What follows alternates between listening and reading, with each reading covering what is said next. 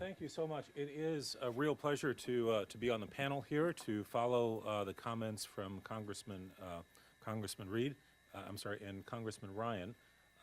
Congressman Reed was, of course, one of the principal sponsors of RAMI that Congressman Ryan spoke of, and that's not the only thing. But NNMI is something that is catalyzing many things, and it's an investment in our overall ecosystem.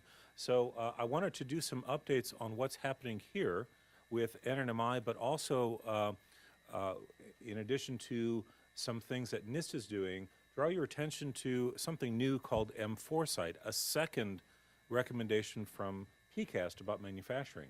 First of all, I'm from NIST. For 115 years, NIST has been our nation's keeper of standards. It's the place for measurement science.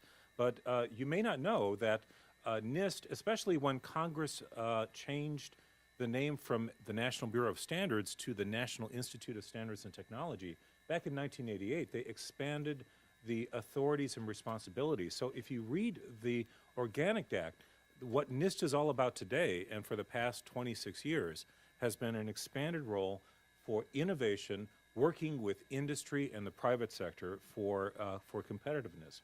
So much of what we do is extraordinarily related to manufacturing. There are many priorities in the President's budget this year about manufacturing, the Sensing for Manufacturing, the Materials Genome Initiative, biomanufacturing, and NIST has an important role to play in each and every one of these initiatives with the President's budget. Very quickly, to think about NIST, it's about 3,400 federal employees, but the interesting thing about NIST in its several facilities, 2 major campuses, the main one is just north of here in Gaithersburg. The interesting thing about NIST is the role that we play with the private sector. At any given day, on average, there are more people from industry and academia than there are federal employees. Just think about that. And a big part of that is, of course, if you think of NIST, you think of the labs, but there are also there are metrology labs, that's the wheelhouse. There are technology labs, but there are also these user facilities. And user facilities, it's an idea that's an important part of NNMI about having something at each center, but national user facilities are an important strategic role with really kickstarting and getting technology out in the field. NIST also has a lot of products and services. You know, we take for granted that computers, networks work. We only notice it when they don't. But when you pull up Google Maps and such, you assume everything all works, and the GPS system in your phone. Well, that only works because of extraordinarily tight accuracy in time. And this is why one of the NIST services is the NIST Time Service. That's hit 3 billion times every day to synchronize computers. So if you take for granted how GPS works, it's all because of accurate time. And any of these measurements, that's all a part of how NIST plays a role with manufacturing. If you can't measure it, you really can't make it repeatedly. A big part of how the NIST works is with collaboration efforts. And here are some of the major collaboration efforts. I'd call your attention to something called the National Cybersecurity Center of Excellence. I call that because this is a very hot topic today. It's a complicated area. It only works by having all of the right agencies and companies and academia working together. And the grand opening of this was this past Monday. So just in the Maryland area, but the National Center for Cybersecurity Center of Excellence. What I wanted to shift to is this interagency team. When you have an initiative that doesn't fit squarely within one agency, a tried and true approach is to have an interagency team. Much like nanotechnology with the center hosted at NSF, we have the Interagency Advanced Manufacturing National Program Office, and it is the agencies working together. I think we are doing amazing work only because I get to work with some of the best and smartest people that I've ever had the opportunity to work with. All of the agencies are involved, and in fact, you have here today really the key leaders. Mark with the Department of Energy, Adele with the Department of Defense, and Pramod with the National Science Foundation. We're only missing, I want to call attention to NASA and the Department of Education are two other agencies that are hugely involved with this National Network for Manufacturing Innovation, or NNMI. That's why it's a great slide to have with all of the agencies involved. And the notion that the president called for is he had a recommendation from PCAST to have a whole of government effort. And that's what he called for. And the first out of the gate was the Department of Defense stood up our very first pilot institute. But if you really want to understand NNMI, the basis of it isn't just a single idea from a single person. The basis of it came from PCAST. Not one, not two, but three successive reports from PCAST is behind the National Advanced Manufacturing Strategy. The 11 report called for a national innovation strategy, not an industrial policy, but an innovation policy.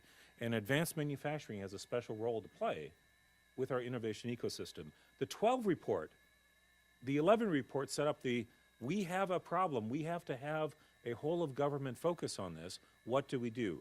The one that came out in 2012 was the one that recommended a big part of this, addressing this challenge, is a public-private partnership.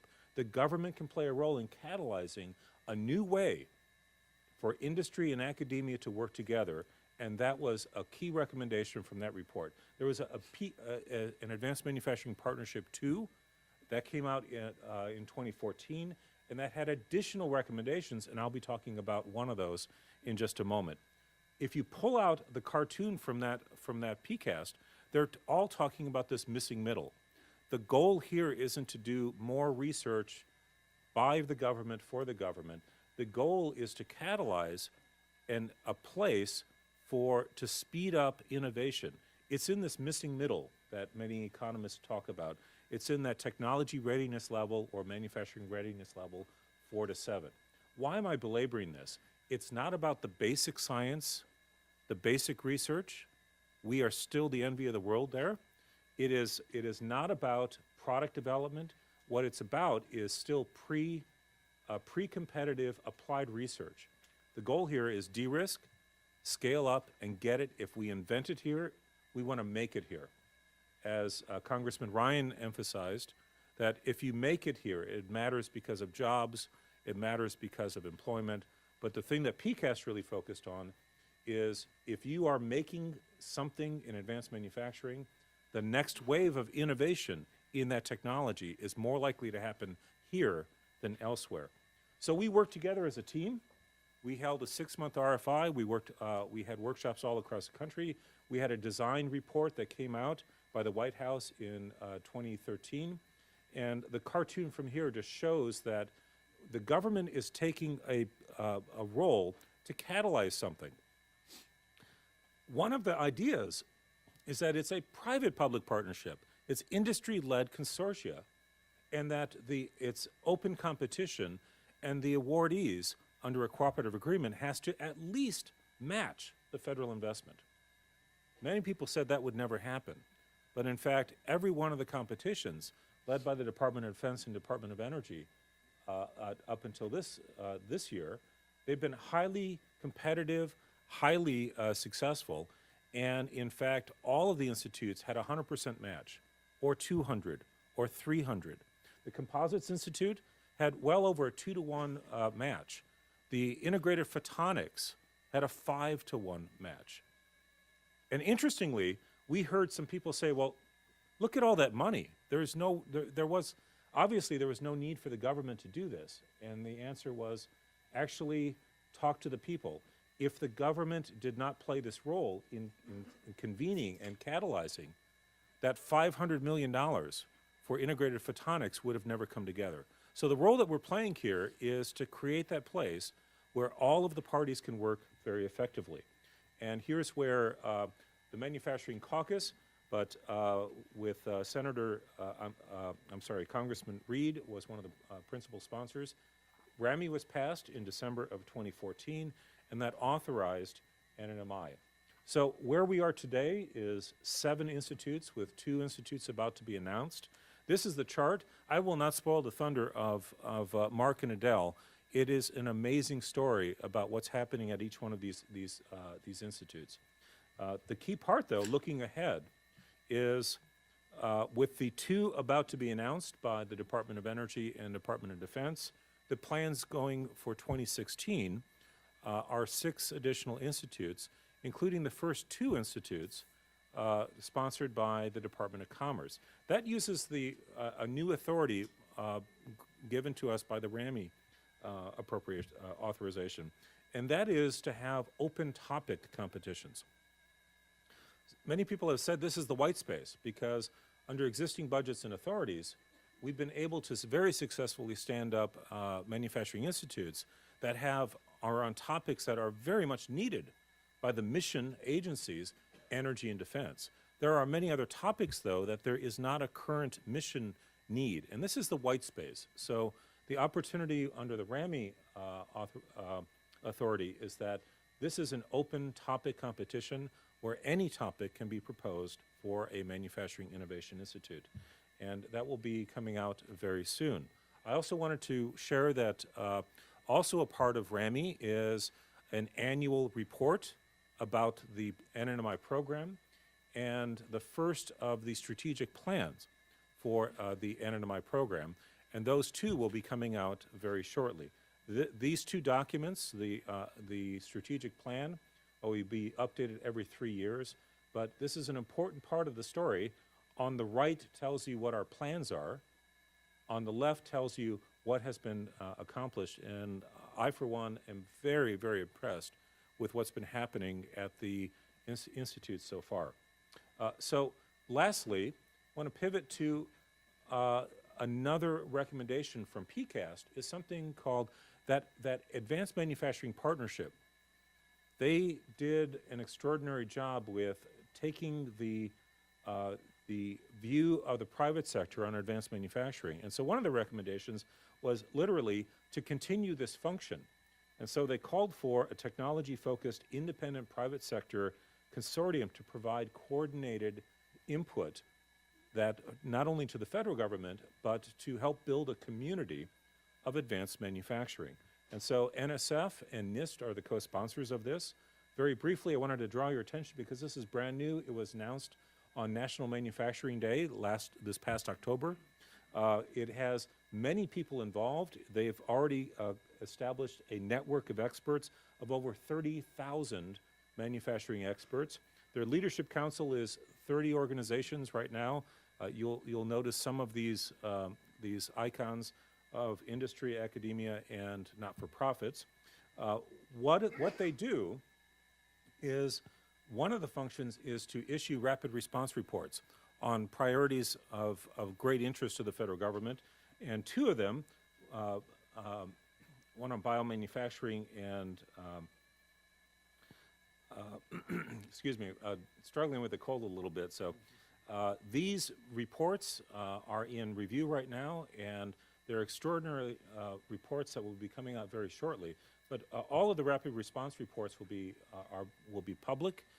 It is incredible information, and the 3rd report is something called the democratization of manufacturing.